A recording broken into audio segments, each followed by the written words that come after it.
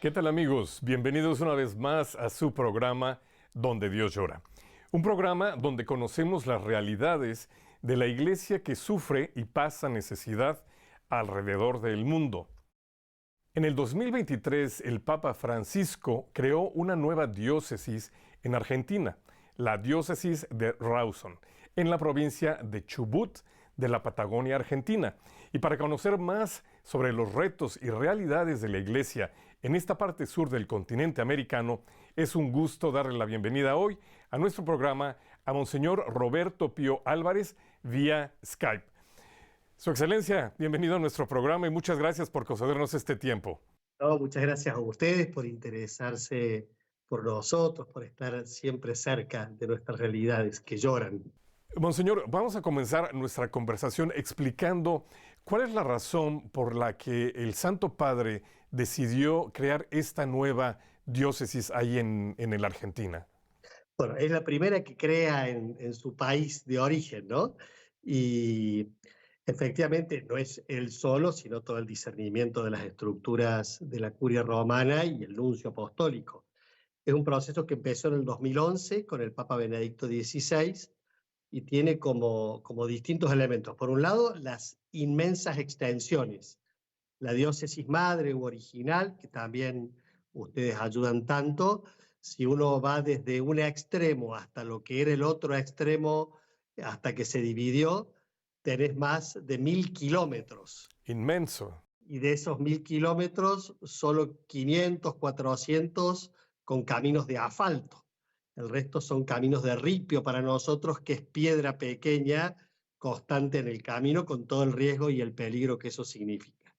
Un elemento fueron las grandes extensiones. La diócesis nueva sigue teniendo inmensas extensiones. Yo tengo desde el lugar de la sede hasta los pueblos de la meseta, donde es un lugar alto, árido, muy frío, donde viven comunidades mapuche, tehuelches.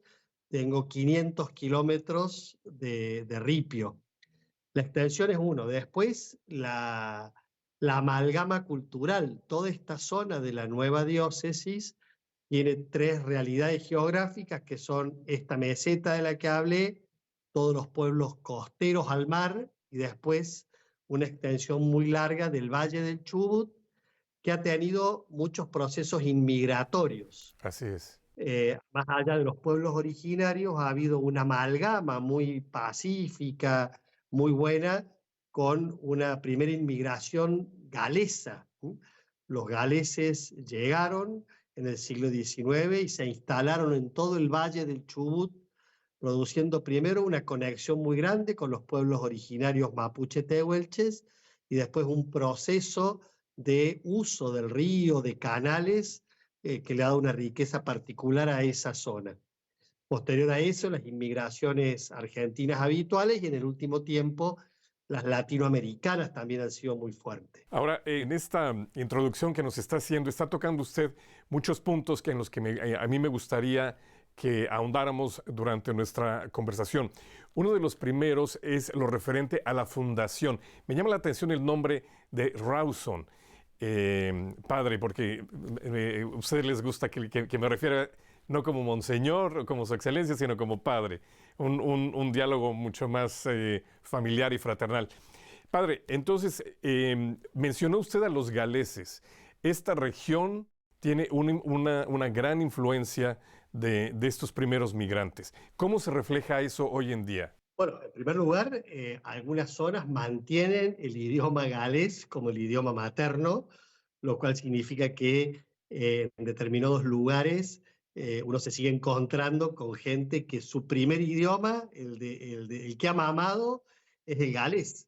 Entonces hasta el castellano les cuesta pronunciarlo. Yo en este tiempo que llevo acá, porque yo he sido auxiliar de la diócesis grande de Comodoro y ahora me he quedado como primer obispo de Rawson, en este tiempo he descubierto cómo la música, el espacio religioso, ¿no? Son todos, hay pequeñas capillas galesas del siglo XIX que son patrimonio histórico y que las han mantenido y que sigue habiendo cultos vinculados al mundo protestante, ¿no? Le iba a preguntar eso. Esto es eminentemente una comunidad protestante, dado que vienen del país de Gales. Ha habido mucha mixtura, ha habido mucha mixtura. Hay muchos que incluso ante la ausencia de pastores se han acercado a nuestras comunidades Ajá. católicas. Hay un vínculo muy cercano desde lo cultural, desde lo educativo, desde la defensa del medio ambiente, por ejemplo. Tenemos mucha vinculación con todas esas comunidades. De todos modos, yo acá aprendí que al ser un idioma tan antiguo, vienen a estudiarlo de allá porque acá ha quedado congelado en el tiempo también, Claro. no tiene influencia del inglés. Entonces es muy gutural, ¿no? A mí me hace acordar cuando estudiaba el hebreo yo por los estudios bíblicos, que hay cosas donde ponen muchas consonantes juntas, ¿no? El nombre Trelew, por ejemplo, que es la ciudad más importante de la zona, es Ciudad de Luis en Gales, ¿no? Y así hay un montón de nombres en toda esa zona. Quizás de la Argentina sea la zona que más permeable a la cultura, diríamos hoy, anglosajona, por ejemplo, en los nombres de las calles, en el tipo de música que se escucha. De hecho, recuerdan con muchísimo cariño la visita de Diana Spencer, por ejemplo. Ahora, en general, esta convivencia es cordial entre, digamos, estas dos comunidades, la comunidad protestante y la comunidad católica en esta región.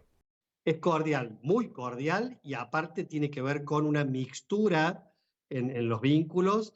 En la ciudad de Puerto Madryn, la estatua más grande que hay es mirando al mar de un indio tehuelche que mira por donde entró el barco, la Mimosa, así se llamaba, que llegó acá, ¿no? Que embarcó en Puerto Madryn, tuvieron unas cuevas primero, de ahí caminaron hasta el río.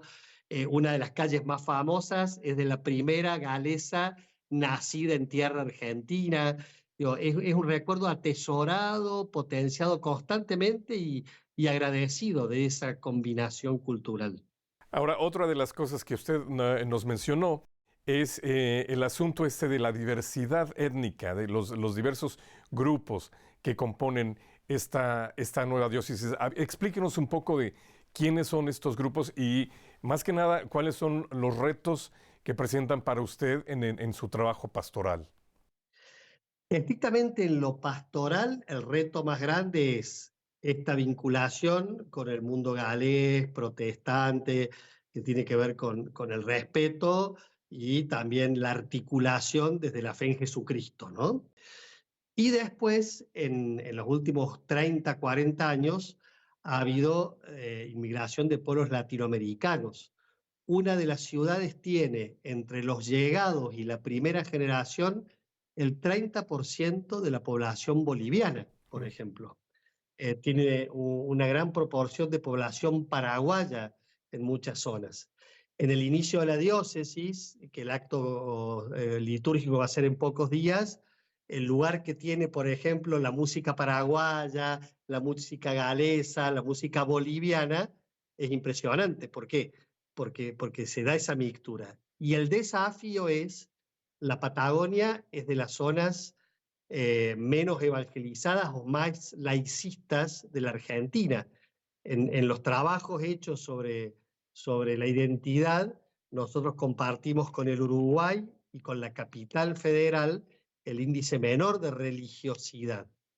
Y esto se combina con una religiosidad popular boliviana, paraguaya, de las primeras inmigraciones internas de catamarqueños o salteños, que es muy fuerte, porque están muy apegados a la devoción a la Virgen de Urcupiña, a la de Caacupé, todo ese tipo de devociones están en esta mixtura de una población más bien fría, distante de lo religioso.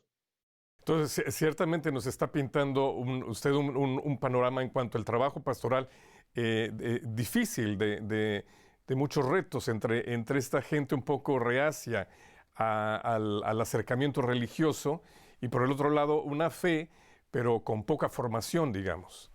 Yo cambio difícil por desafiante y apasionante, ¿ah? Porque en el contexto de lo que uno se cree llamado y enviado por Jesús y por la iglesia como discípulos misioneros, es un panorama donde diría Juan Pablo II, la semilla del verbo está ahí, ¿no? Entonces, eso no ha tocado la dimensión de solidaridad que es tan cercana a la fraternidad.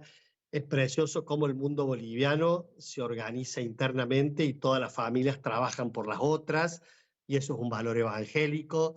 Es muy lindo ver cómo la piedad popular de todos ellos causa el asombro en la gente más fría, que a veces en su frialdad, por lo religioso piadoso, terminan en cosas Claro. esotéricas o en procesos más extraños vinculados al mundo oriental, por ejemplo, que pareciera que tuviera más capacidad de captación intelectual, pero cuando ven en las procesiones, en los espacios públicos de piedad, la necesidad de tocar las imágenes, de llevarse una medalla, de acercarse, también se conmueven, ¿no? Nuestro clero, por ejemplo, es muy variado.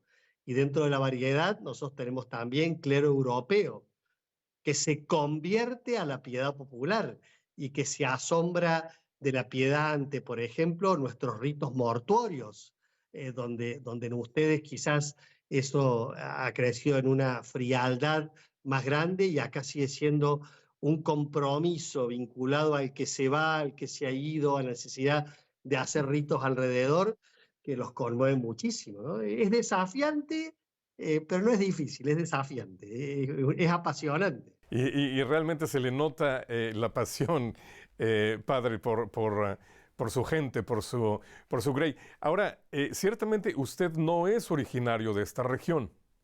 No, no, yo soy del centro de la Argentina, de Córdoba. Ahí fui cura párroco durante 19 años.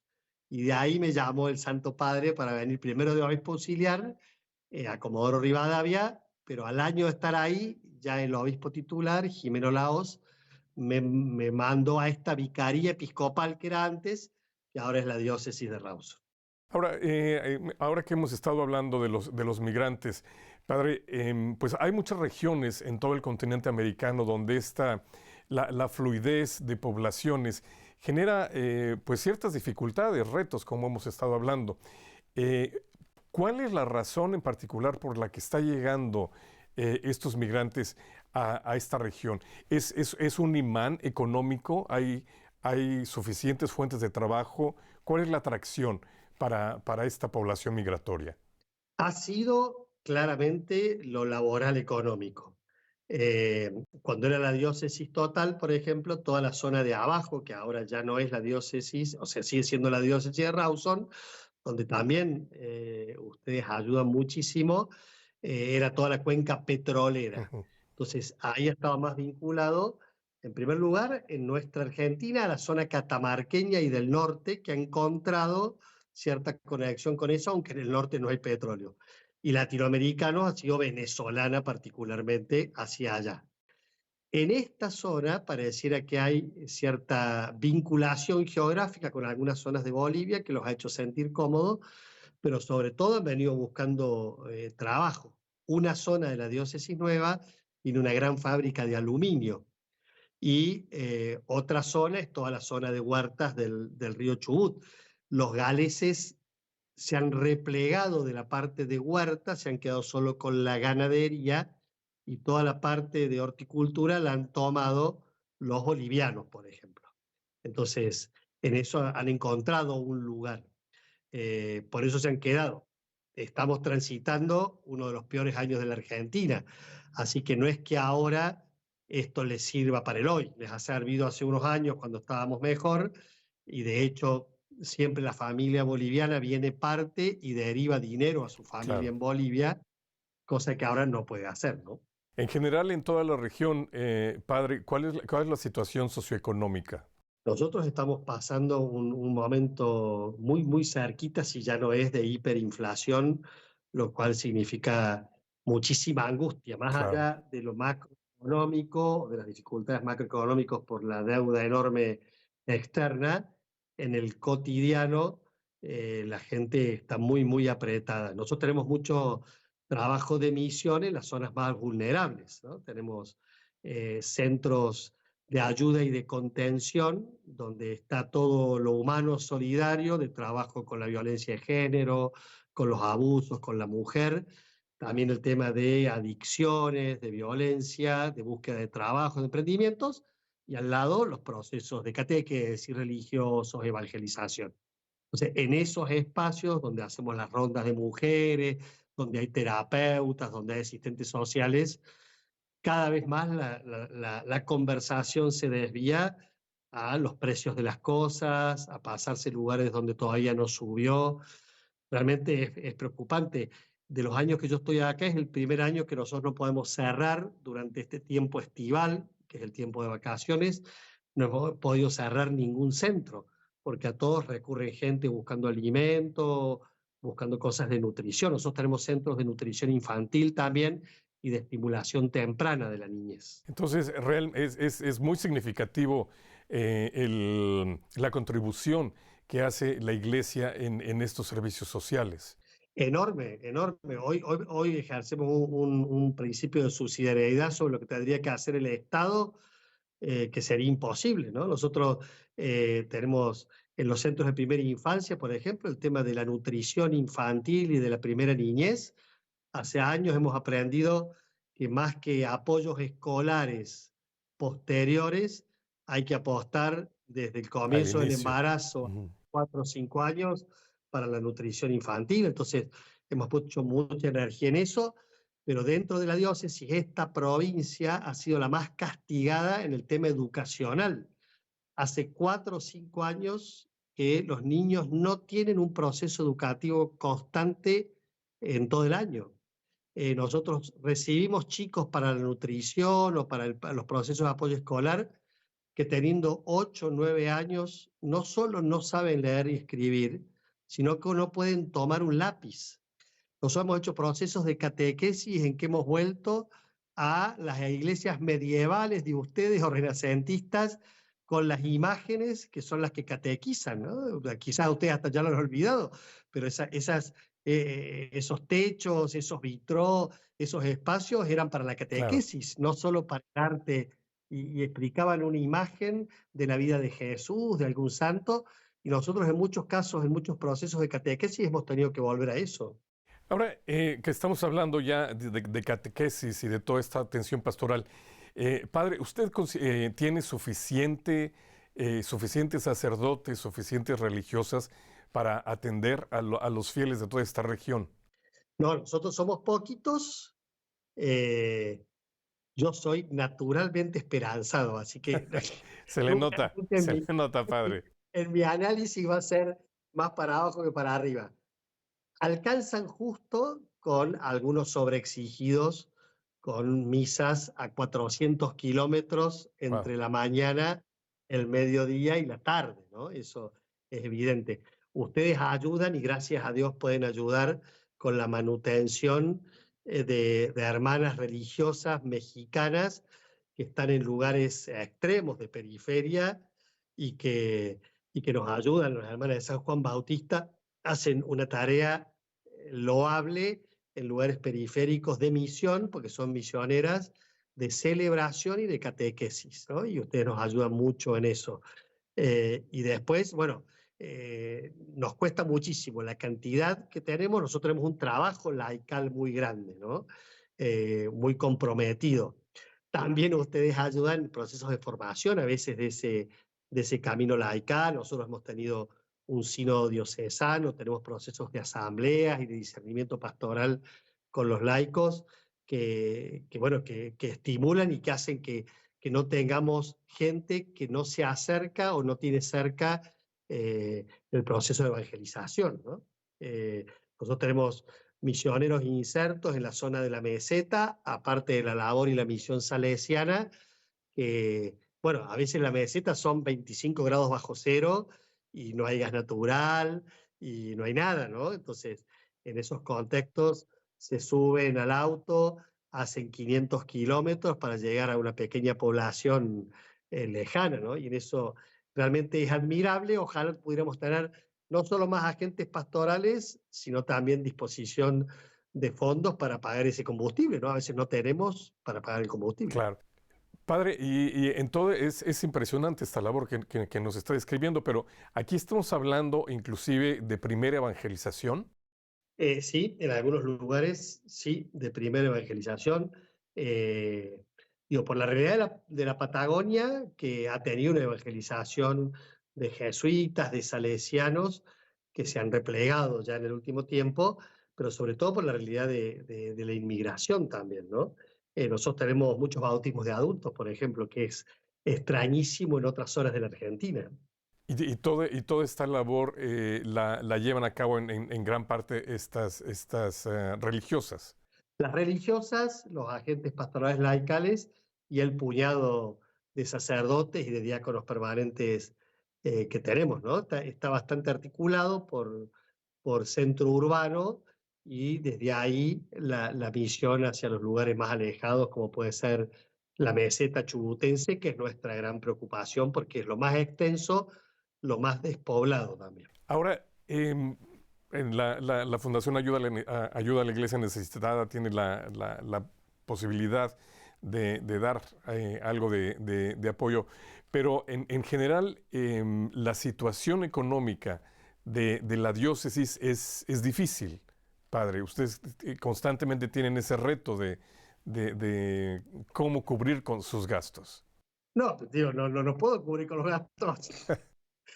No llego a cubrir los gastos, claramente. Digo, está empezando. Uno confía en la providencia y en Dios, pero en este momento que recién empieza, por supuesto que no. Digo, son realidades muy diversas a lo que, a lo que ustedes están acostumbrados. Quizás, a ver, yo toda la vida, desde que soy obispo, lo que he percibido por mes es más o menos entre 60 y 70 euros. Serían lo que a mí me puede ayudar la iglesia para vivir. Y gracias a muchas cosas de ustedes, yo puedo pagar el combustible, por ejemplo, de la camioneta. Yo tengo un gasto de combustible semanal que deben ser 150 euros si no me muevo mucho. Entonces, en eso sería imposible sin la ayuda de ustedes. Se ha quedado muy acotado a los gastos comunes de lo que puede ser la vida de un obispo o de las religiosas o de los curas, y en eso vivimos de la caridad, ¿no? O sea, por ahora la diócesis nueva no tiene curia ni tiene casa episcopal. Entonces, yo vivo de prestado en parroquias, por ejemplo.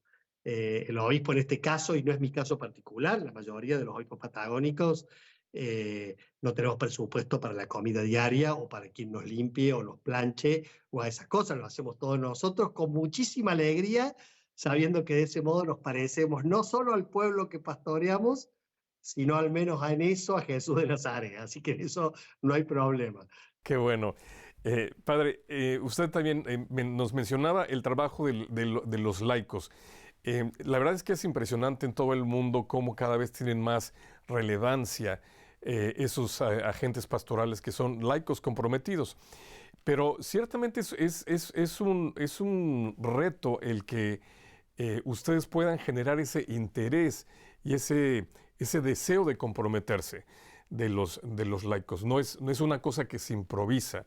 En ese sentido, ¿cuál es el esfuerzo que usted está haciendo para poder generar esta, llamémosle así, generosidad de los laicos?